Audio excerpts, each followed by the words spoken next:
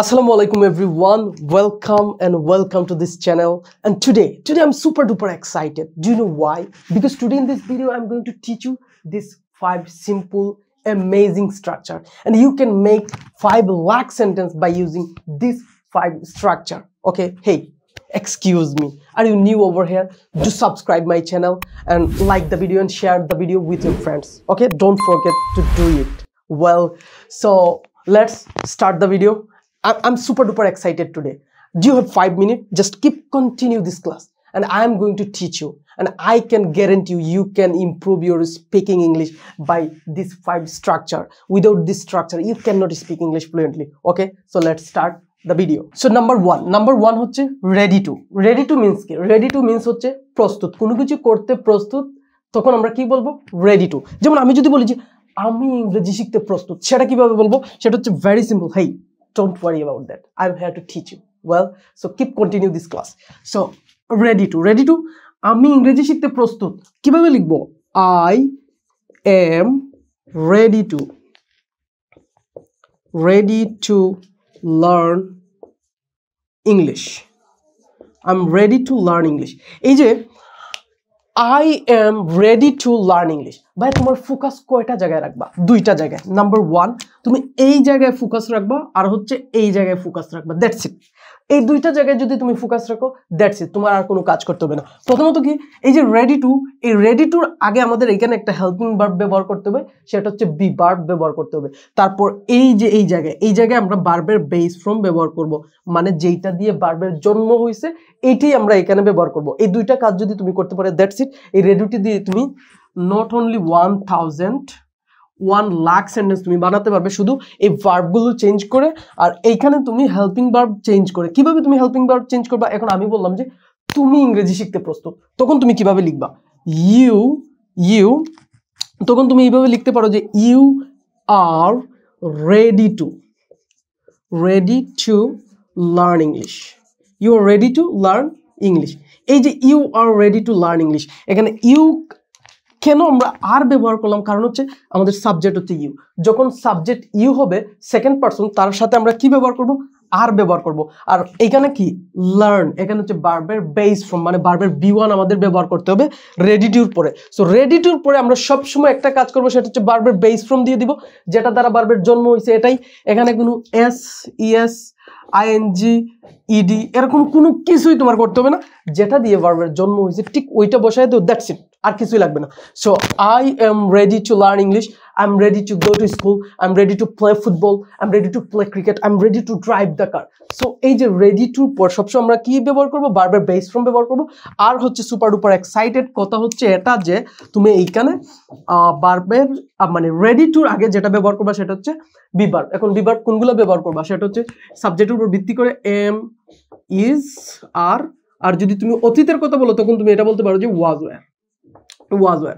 যেমন আমি যদি বলি যে আমি বাজারে যেতে প্রস্তুত ছিলাম, I was ready to go to market. ভুল করেও অতীত হলে এখানে আবার B2 ব্যবহার করা যাবে না। এই যে এই জায়গায় যে আমি যে বললাম না যে I am ready to, I was, যেমন I was ready to go to market, আমি বাজারে যেতে প্রস্তুত ছিলাম। সো এই যে ওয়াজের মাধ্যমে কিন্তু আমি অলরেডি এটাকে অতীত করে ফেলছি। এখন আমি যদি এই জায়গায় আবার B2 ব্যবহার করি তাহলে কি হবে? একেবারে ক্রস। সো আমাকে একটা জিনিস মাথায় রাখতে হবে, যদি আমি এই যে সেন্টেন্সটা রেডি টু দিয়ে আমি অতীতের কোনো সেন্টেন্স বোঝাতে চাই তাহলে কি করব? জাস্ট একটা কাজ আমাকে করতে হবে, সেটা হচ্ছে এই যে ওয়াজ ওয়্যার ব্যবহার করতে হবে, দ্যাটস ইট। সো তোমার কাজ কি? তুমি কিভাবে সেন্টেন্স মেকিং করবা? খুবই ইজি, খুবই সিম্পল। সেটা হচ্ছে তুমি একটা সাবজেক্ট নিয়ে আসবা, তারপরে একটা ভার্ব নিয়ে আসবা, এই যে 5টার যে কোনো একটা নিয়ে আসবা, তারপরে রেডি টু বসাইবা, তারপরে ভার্বের বেস ফর্ম বসাইবা, দ্যাটস ইট। এই হচ্ছে ready to. So ready to দিয়ে তুমি হাজার সেন্টেন্স মেকিং করবা। এখন তুমি নেগেটিভ কিভাবে তৈরি করবা? আমি যদি তোমাকে স্ট্রাকচারটা একটু দেখানোর চেষ্টা করি তাহলে এইভাবে দাঁড়াবে যে স্ট্রাকচারটা হবে এরকম, যে এখন যদি আমরা নেগেটিভ তৈরি করতে চাই, একটা জিনিস মাথায় রাখবা যে ধরনের সেন্টেন্সে তুমি এই যে বি ভার্ব পাবা, এটা একটু ক্লিয়ার করা দরকার। যে তুমি যদি সেন্টেন্সে বি ভার্ব পাও, যেমন I am ready two learn English, learn English. So এই যে লার্ন ইংলিশ, সো এইটারে তুমি নেগেটিভ কিভাবে করবা? একটা জিনিস মাথায় এবং খাতায় গেঁথে নাও যে কোনো একটা সেন্টেন্সে যদি তুমি হেল্পিং ভার্ব মানে বি ভার্ব খুঁজে পাও, তারপর তুমি একটা নোট বসিয়ে দিবা, দ্যাটস ইট। তোমার সেন্টেন্স নেগেটিভ হয়ে যাবে, না বোধক হয়ে যাবে। যেমন আমি এখন নাচতে প্রস্তুত না, আমি এখন কি নাচতে প্রস্তুত না।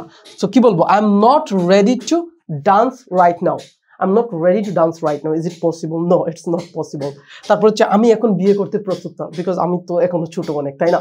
So I am not ready to marry now, এখন কি আমি বিয়ে করতে প্রস্তুত না, impossible, it's not possible right now. So I am not ready to marry now. Well, so এই হচ্ছে কথা। সেটা হচ্ছে যে এই যে হেল্পিং ভার্ব বা বি ভার্ব তুমি যেইখানেই পাবা, এরপরে যদি একটা নোট বসিয়ে দাও, দ্যাটস ইট, তোমার সেন্টেন্স নেগেটিভ হয়ে যাবে। সো কনসেপ্ট তো ক্লিয়ার? আই হোপ ক্লিয়ার, বিলকুল clear. Well, so I am super duper excited today.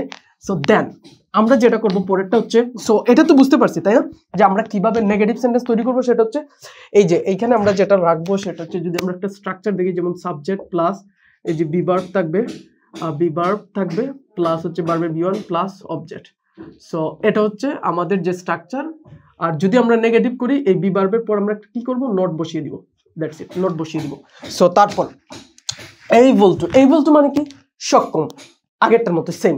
Able two মানে কি, সক্ষম। এখন আমি বললাম যে আমি ইংরেজি শিখাতে পারবো, আমি ইংরেজি শিখতে পারবো, আমি ইংরেজি শিখতে পারবো মানে আমি এটা করতে পারবো, এবিলিটি আছে, আমার সক্ষমতা আছে। যেমন আমি বাজারে যেতে পারবো, আমি বাজারে যেতে পারবো, তখন আমরা এটাকে কিভাবে বলবো যে আই। দেখো এই যে চারটার ক্ষেত্রে প্রত্যেকটাই কিন্তু তুমি বি ভার্ব নিয়ে আসবা। এই যে চারটা স্ট্রাকচারের ক্ষেত্রে এই যে পাঁচটা যে বি ভার্ব আছে না, এই বি ভার্ব তুমি নিয়ে আসবা, দ্যাটস ইট। সো এখন আমি বললাম যে আমি বাজারে যেতে সক্ষম বা আমি বাজারে যেতে পারবো, এটা আমি কিভাবে বলবো, সেটা হচ্ছে এরকম যে I M able to, I am able to go to market. I am able to go to market. এখন আমি বললাম যে তুমি ইংরেজি শিখতে পারবে। Yes, if you can speak Bangla, you can speak English also. But you have to practice and you have to continue this class and you have to learn basic sentence, basic grammar, basic conversation. Then you can speak English. It's possible. If you speak Bangla, you can speak English. That's true. So I am able to go to market. এখন আমি বললাম যে আমি ইংরেজি শিখতে পারবো। Yes, I am তুমি, আমি বললাম যে তুমি, তো তুমি যদি বলি তখন কি করবো, যে you are able to learn English. You are able to learn English. তুমি ইংরেজি শিখতে সক্ষম বা তুমি ইংরেজি শিখতে পারবে। দেখো আমি কিন্তু বলি নাই যে আমি ইংরেজি শিখবো, এটা হচ্ছে present, not present, future tense, future indefinite tense, যে আমি ইংরেজি শিখবো, I will learn English, আমি ইংরেজি শিখবো। আমি বলতেছি যে তুমি ইংরেজি শিখতে পারবে, ফিউচারে পারবে, অ্যাবিলিটি আছে, তোমার সক্ষমতা আছে। সো এটার ক্ষেত্রে আমরা কি করবো, যে প্রথমে একটা সাবজেক্ট নিয়ে আসবো, তারপরে হচ্ছে একটা আমরা এই যে হেল্পিং ভার্ব বি ভার্ব নিয়ে আসবো, তারপর এবল টু ভার্বের বেস ফ্রম এখানে দিয়ে দিবা, বাস যেটা দ্বারা ভার্বের জন্ম হয়েছে এটাই দিয়ে দাও, that's it, no big deal. এখন তুমি নেগেটিভ করবা, কি করবা, একটা জিনিস, তুমি কি এখানে হেল্পিং ভার্ব পাইছো? ইয়েস পাইছি, তো এখানে একটা নোট বসিয়ে দিব, যেমন you are not able to you are not able to speak in English right now. Speak in English right now. Okay, আমি যদি এটা বলি কোনো সমস্যা নেই, যে you are not able to speak English fluently right now because you are beginner. You have to practice more and more, then you will get fluency. Well, that's the point. So you are not able to, কি করছি, just এই যে helping verb পাইছি, এরপর একটা note বসিয়ে দেবো। বলছি না, এটা খাতায় মাথায় মানে যেই জায়গায় পারো এই জায়গায় গেঁথে দাও। ওকে, এটাই হচ্ছে চিরন্তন সত্য। সো আমাদের স্ট্রাকচারটা কিরকম দাঁড়াবে, স্ট্রাকচারটা হবে এরকম, যে খুবই ইজি এবং খুবই সিম্পল। সেটা হচ্ছে এরকম, আমরা যদি এটা একটু মুছে ফেলি, সেটা এরকম দাঁড়াবে যে আমরা যদি সক্ষমতা বুঝাই তাহলে কি হবে, আমরা এখানে একটা সাবজেক্ট নিয়ে আসবো, আগের মতো সাবজেক্ট নিয়ে আসবো। এখন এখানে আমরা হি সি নিয়ে আসতে পারি না, যেমন সে গাড়ি চালাতে সক্ষম, he is able to drive the car. সে ফুটবল খেলতে সক্ষম, he is able to play football. সে রান্না করতে সক্ষম, শি ইজ এবল টু কি হবে, কুক। সে ভাত রান্না করতে সক্ষম, she is able to cook rice. Okay, so আমরা এটা বলতে পারি। সো সাবজেক্ট প্লাস একটা বি ভার্ব আসবে প্লাস ভার্বের বেস ফ্রম, এইটা মাথায় রাখতে হবে, যেটা দ্বারা ভার্বের জন্ম হয়েছে, জাস্ট এটা বসায় দাও, তারপর হচ্ছে অবজেক্ট, দ্যাটস ইট। এখন তুমি নেগেটিভ করবা, কি করবা, বাস একটা জিনিস, সেটা হচ্ছে এখানে একটা নোট বসিয়ে দাও, বি ভার্বের পর একটা নোট বসিয়ে দাও, এমিজারের পর একটা নোট বসিয়ে দাও, দ্যাটস ইট। সো তারপর হচ্ছে yet to মানে কি দেরি আছে। দেরি আছে মানে কি এখনো কাজ করা হয় নাই। যেমন আমি যদি বলি যে আমার ইংরেজি শিখতে দেরি আছে, কারণ আমি এখনো চেষ্টা করতেছি না, আমার ইংরেজি শিখতে দেরি আছে, তাহলে কি বলবো? I M yet to learn English. So আমি এখনো ইংরেজি শিখি নাই, তার মানে কি আমার ইংরেজি শিখতে দেরি আছে। যদি আমি এরকম বলি যে আমি এখনো ইংরেজি শিখি নাই, এইটার ইংরেজি আমরা কিভাবে বলবো? যে আমি এখনো ইংরেজি শিখি নাই। সো এটা আমরা এভাবে বলতে পারি যে I am yet to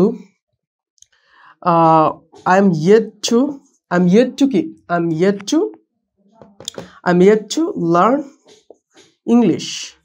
আমি ইংরেজি শিখি নাই, মানে দেরি আছে মানে কি শিখি নাই, এখনো শিখি নাই। That means one kind of negative. এটা নেগেটিভ করার দরকার নেই যে I M yet to learn English, আমি ইংরেজি এখনো শিখি নাই। এখন যদি আমি বলি যে তুমি এখনো কি করো নাই, তুমি এখনো রান্না করো নাই, ইউ আর নট, নাকি ইউ আর নট বসানো লাগবে না, you are yet to cook, তুমি এখনো রান্না করো না, you are yet to cook, মানে তোমার রান্না করতে দেরি আছে, এরকমটা বোঝাচ্ছে। তারপর হচ্ছে আমি যদি বলি যে তারপরে কি বলা যায় যে সে এখনো গাড়ি চালায় নাই, হি ইজ yet to, এখানে নোট বসাবো না কিন্তু, মাইন্ড ইট, এটা অলমোস্ট নেগেটিভ, কেন? এখনো করি নাই, না আছে, নাই, করি নাই।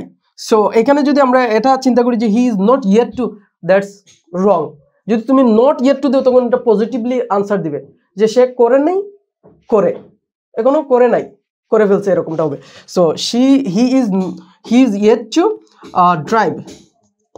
drive the car, he is yet to drive the car, সে এখনো গাড়ি চালায় না।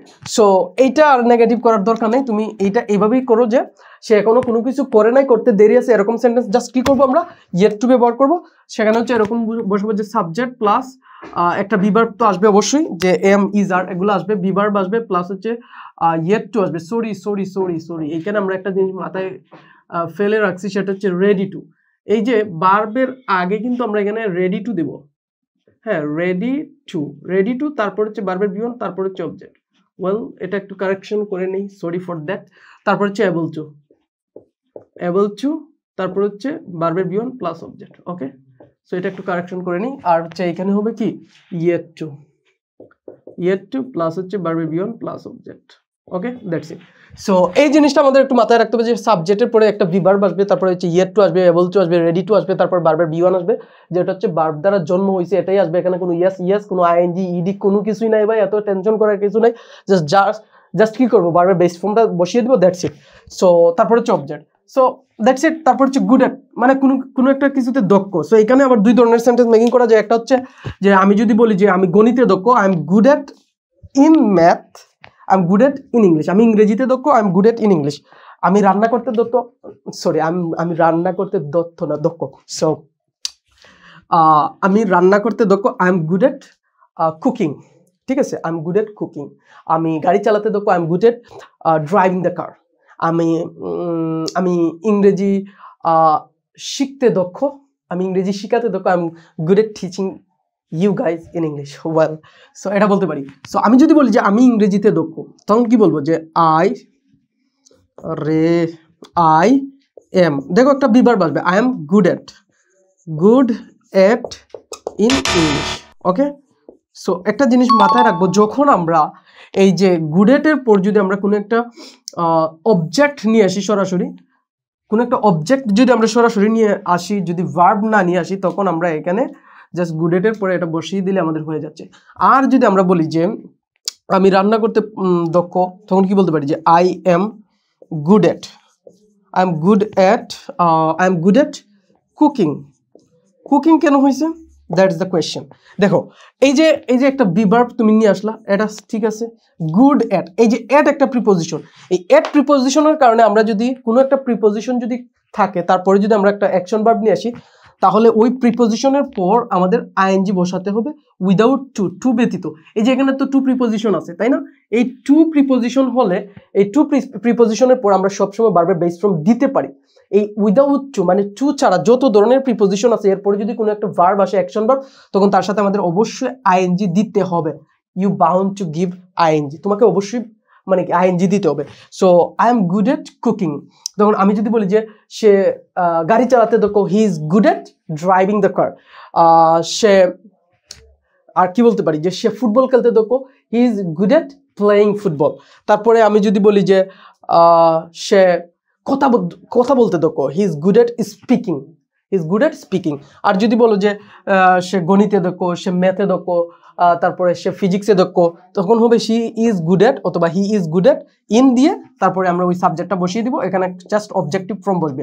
সো এটা ভেরি সিম্পল। এখন তুমি যদি নেগেটিভ করতে চাও, একটা বিভার্ব তো পাইছো, বিভার্ব পাইছো না, এটা খাতায় মাথায় একবারে সব জায়গায় গেঁথে নাও যে যদি তুমি কোনো বিভার্ব পাও, হেল্পিং ভার্ব পাও, তারপর একটা নোট বসিয়ে দিবা, তাহলে তোমার নেগেটিভ সেন্টেন্স হয়ে যাবে। তাহলে I am not good at in English, আমি ইংরেজিতে দক্ষ না, I am not good at in English. Very simple, very simple, very simple, একেবারে ইজি, কোনো কঠিন কিছু না।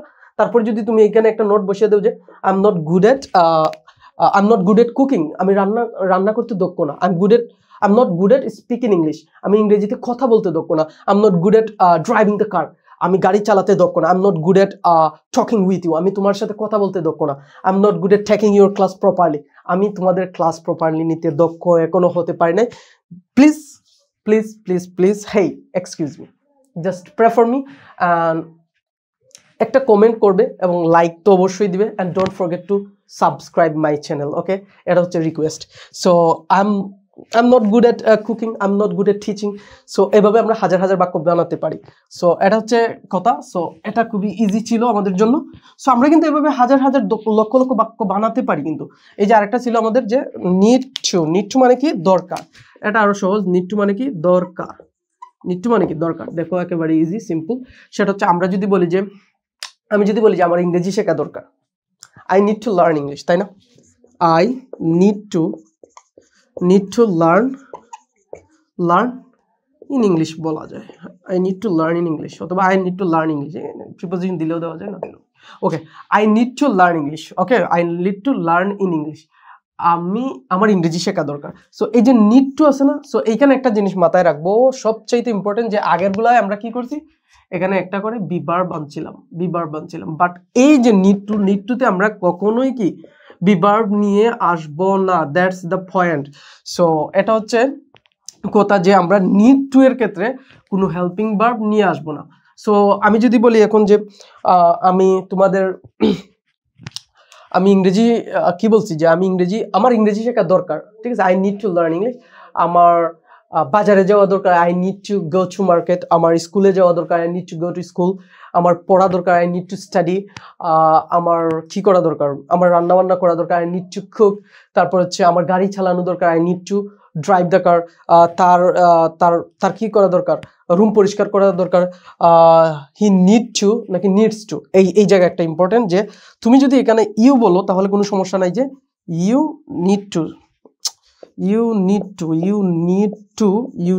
কি, ইউ নিড টু, ধরো আমি বললাম you need to drive the car. হ্যাঁ, তোমার গাড়ি চালানো দরকার, drive the car, you need to drive the car, তোমার গাড়ি চালানো দরকার, you need to drive the car. এই জায়গায় কোনো সমস্যা নেই।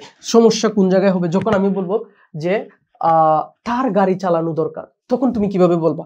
ভেরি সিম্পল, যখন তুমি এখানে হি নিয়ে আসবা, তখন এই জায়গায় তোমার চেঞ্জটা হবে, এই জায়গায় যে নিড না দিয়ে কি বলবা, নিডস বলবা। হি নিডস টু, ওকে, হি নিডস টু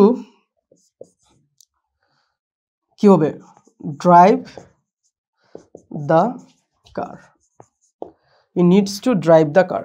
সো তার গাড়ি চালানো দরকার, হি needs two drive the car. So এই যে টু প্রিপোজিশন আছে না, এই টু প্রিপোজিশনের পরে কিন্তু আমরা এখানে ভার্ব নিয়ে আসছি, তো সেই জন্য ভার্বের B1 হবে, এখানে কোনো চেঞ্জ হবে না, ইয়েস কোনো কিছু হবে না। সো চেঞ্জ হবে কোথায়, এই জায়গায়, চেঞ্জ হবে কোথায়, এই জায়গায়।